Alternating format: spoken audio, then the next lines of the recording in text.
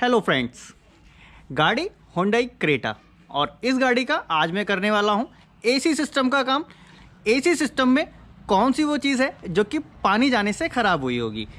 Actual में ये गाड़ी पानी में डूबी थी, आप सब लोगों को मालूम है, और इसका रिस्टोरेशन कर रहा हूँ मैं। आज पहुँचा हूँ इसके मैं एसी सिस्टम के ऊपर। एसी सिस्टम के अंदर जो मूवेबल पार्ट्स हैं, इलेक्ट्रिकल पार्ट्स हैं, तो वो डैमेज हो सकते हैं पानी से, और वो भी हो सकते हैं। 100% श्योर नहीं होता है किसी भी चीज़ का कि वो ख़राब हो ही गई हो।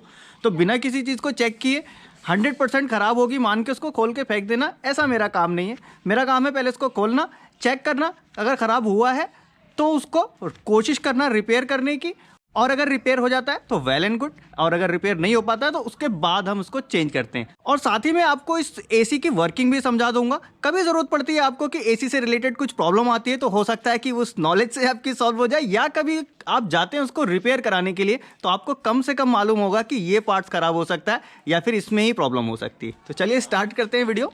अभी जैसा कि मालूम है आप लोग को, इंटीरियर वगैरह सब खोला हुआ है मैंने, काम चल ही रहा है। एसी का सिस्टम है कहाँ?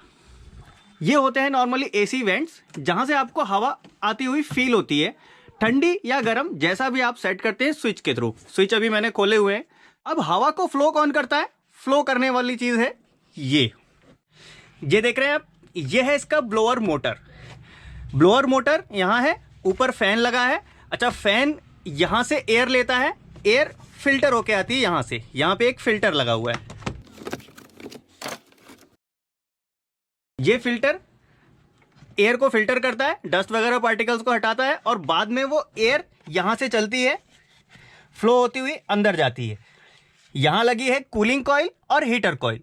जब आप जैसी हवा को एडजस्ट करते हैं वैसी हवा आपको यहां से होते हुए गुजरते हुए फिर इन वेंट के थ्रू मिलती है। दूसरी चीज क्या होती है, इसके डायरेक्शन को चेंज करना। कई बार आप लोग डायरेक्शन फेस की तरफ करते हैं, कई बार लेग्स की तरफ करते हैं, या कई बार आप विंडशील्ड की तरफ करते हैं। डायरेक्शन चेंज करने के लिए कुछ कार में वो मैनुअली शिफ्ट होता है, कुछ में उसको शिफ्ट करने के लिए भी एक मोटर लगी होती है। यहाँ पे दो मेन मोटर हैं जिनमें की प्रॉब्लम आई हो सकती है। ब्लोअर फैन में तो प्रॉब्लम है, ये तो मुझे दिख रहा है। क्यों? क्योंकि जब मैं यहाँ से हाथ डाल के इसको कोशिश करता हूँ मूव करने की तो ये मूव नहीं होता, बिल्कुल जाम है। तो एक छोटा सा क्लियर कर दिया मैंने आपको कि एसी काम कैसे करता है। वैसे ऑलरेडी डिटेल में वीडियो बनाई हुई है मैंने कि एसी की वर्किंग क्या है, क्या क्या चीज़ें होती हैं, देख सकते हैं आप जाके। लेकिन फिलहाल अभी हमको पहले ये मोटर खोलनी है, देखना है कि इसको रिपेयर कर सकते हैं नहीं कर सकते। अब इस मोटर को खोलने के लिए सबसे पहले हमको यहाँ पे ये कनेक्शन हटाना होगा, और यहाँ पे ये स्क्रू लगे हुए हैं, ठीक है, ये स्क्रू हैं, ये हैं, और ऐसे ही पीछे स्क्रू हैं। स्क्रू को खोल के पहले मैं मोटर को एक बार बाहर निकाल लेता हूँ।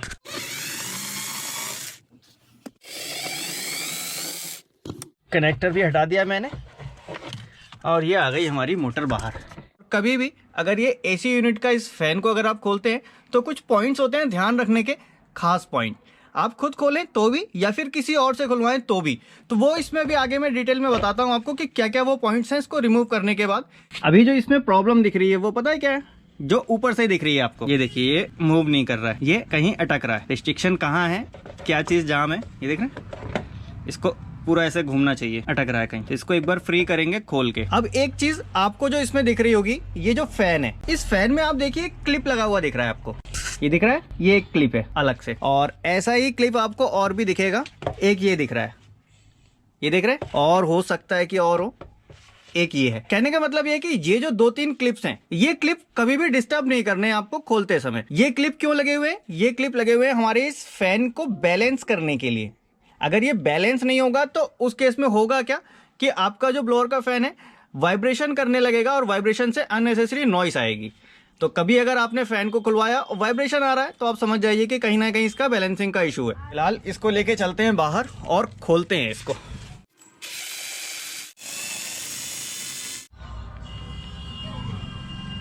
अब इसका कवर हटाने के लिए यहाँ पे देख रहे हैं लॉक बने हुए हैं। अभी मैंने ये तीनों लॉक, ये देख रहे हैं, ये 1, 2, 3 और एक ये 4, सॉरी चारों लॉक थे, ये मैंने उठा के ले लिए ऊपर को, अनलॉक हो गए।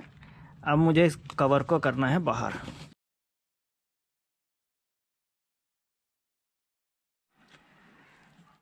ये लॉक हट गया, ये भी लॉक खुल गया, ये आ गया कैप बाहर। अब जो मेन प्रॉब्लम है वो कहाँ है?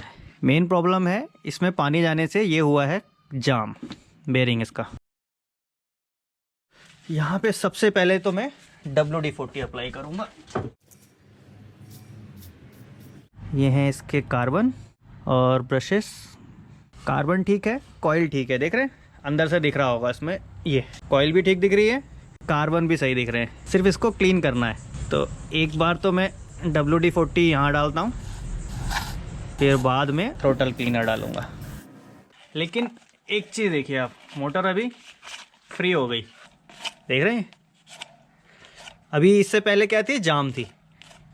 अभी इसको यहाँ से निकालना थोड़ा सा रिस्की लग रहा है क्योंकि मौसम ठंडा है। अब मुझे लग रहा है कहीं ऐसा ना हो कि इसको निकालते में ये टूट जाए। लेकिन अभी देखेंगे तो फ्री कितना हो गया है, अच्छा खासा फ्री हो गया है बिल्कुल। ये सिर्फ यहाँ से जाम था। लेकिन अभी हमारे पास एक और ऑप्शन है, इसका जो नीचे वाला बुश है यानी नीचे वाला जो बेरिंग है उस तक पहुँचाने के लिए हम WD-40 को यहाँ से डालेंगे। क्लीनिंग भी हो जाएगी और पूरा वॉश भी हो जाएगा वो, राइट। अब इसको थोड़ी देर घुमाएंगे क्योंकि हमारा जो मेन पर्पस था इसको फ्री करना ही था। एक चीज़ और है मेरे पास लुब्रिकेशन के लिए, जिन जगहों पे पॉसिबल नहीं होता है पहुंच पाना, तो वहाँ के लुब्रिकेशन के लिए ये है MGP का और कुछ 235 रुपीज़ का है ये।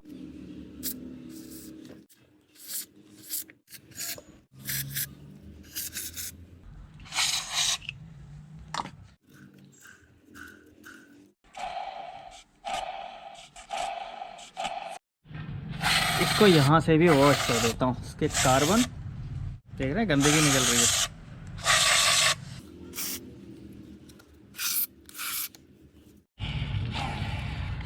तो अभी ये बिल्कुल अच्छे से फ्री हो गया है। मतलब अब इसको कुछ भी करने की हमको ज़रूरत नहीं है। लुब्रिकेट कर दिया हमने, क्लीन कर दिया, बाकी इसको साफ़ कर लेते हैं यहाँ से।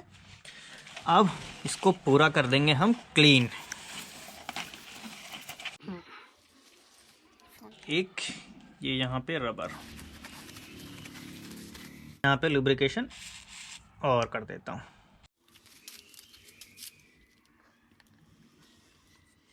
ये आया, देखिए लॉक बिल्कुल बराबर आ गए। अब सिंपल करना है इसको प्रेस। अभी मैंने एक वायर लगा दिया पॉजिटिव में और एक वायर ले लिया नेगेटिव में। मुझे सिर्फ यहाँ पे चेक करना है। नेगेटिव मैंने यहाँ लगा के ऐसे अटैच कर लिया और केयरफुली बिल्कुल उसमें ध्यान से पकड़ा हुआ है मैंने, झटका लगेगा क्योंकि जैसे ही ये चलेगा, देख रहे हैं।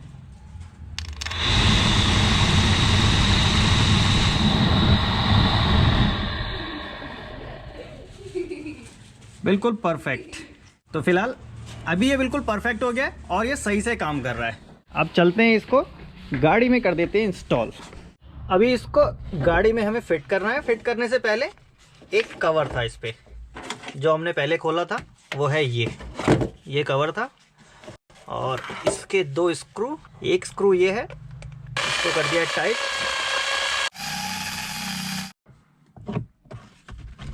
फैन,